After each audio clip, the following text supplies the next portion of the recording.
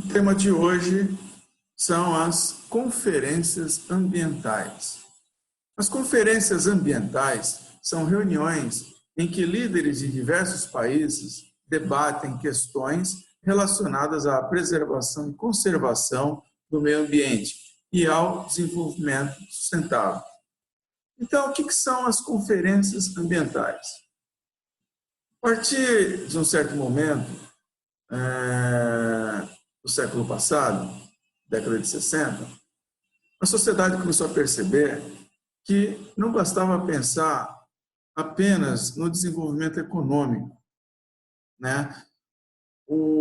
Para que o desenvolvimento econômico continuasse e a qualidade de vida das pessoas também continuasse, tinha que se pensar tanto o desenvolvimento econômico quanto a urbanização, tinha que se levar em conta o meio ambiente, né? O meio ambiente é que proporciona certas condições, como o oxigênio, a água de boa qualidade, então, os alimentos. Então, o ser humano precisa das matérias-primas e do ambiente que o nosso planeta fornece para poder praticar as atividades econômicas. Então, uma coisa depende da outra. E eles começaram, então, a fazer reuniões, os líderes dos países, para fechar acordos, né? Que todos os países seguissem esses acordos, cada país de uma forma diferente. Tem países que já estavam mais desenvolvidos economicamente, então esses países tinham que adotar medidas mais rigorosas de controle ambiental. Aos países mais atrasados, mais pobres, eles, como não eram os maiores responsáveis pela degradação ambiental, as medidas que eles tinham que tomar eram um pouco menores, tá?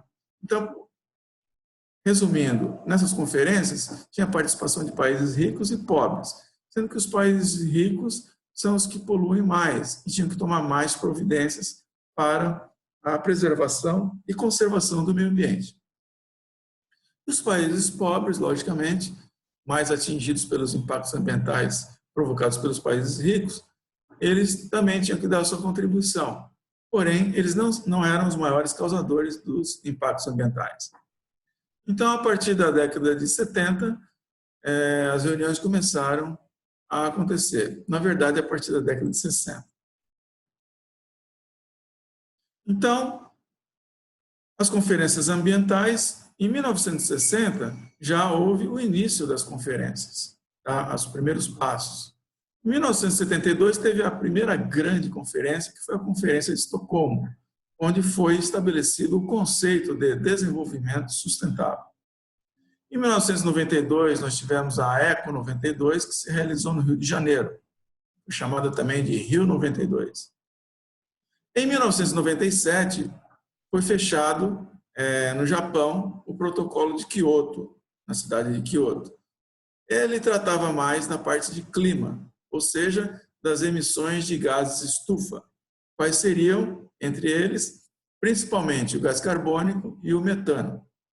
Em 2002, se realizou novamente no Rio de Janeiro a Rio mais 10, ou seja, 10 anos depois da Eco 92. Em 2012, nós tivemos a Rio mais 20, também tratando de diversos temas, todos relacionados a um desenvolvimento sustentável. O desenvolvimento sustentável, ele tem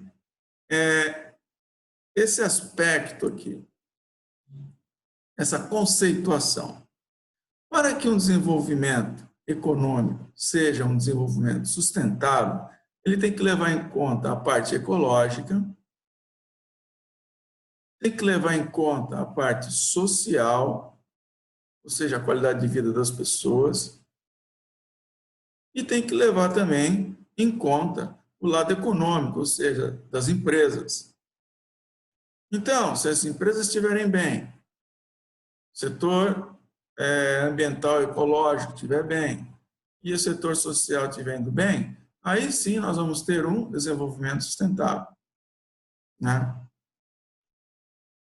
Logicamente que tem que haver uma viabilidade entre o econômico e o ecológico.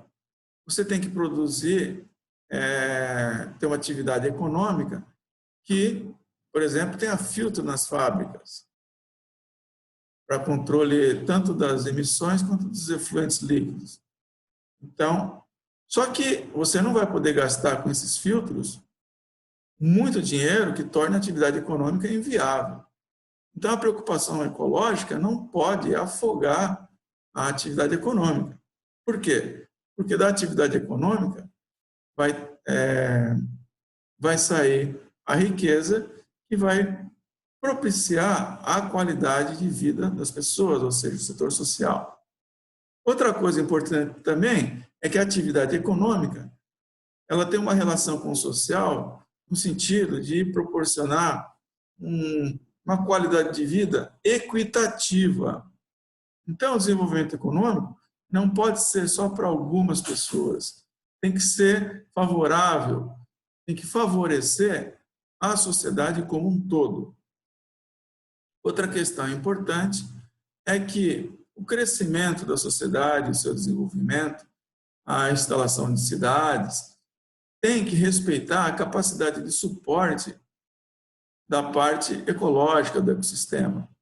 Então, a sociedade, né, e a sua atividade, tanto econômica quanto a questão do crescimento das cidades, tem que respeitar o suporte, a capacidade de suporte do meio ambiente.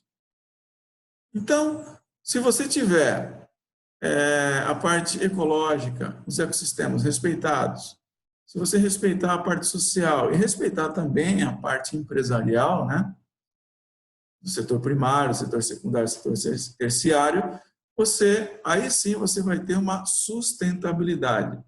Então, esse miolo aqui do sustentável é o objetivo, mas tem que ter todo esse conjunto de inter-relações.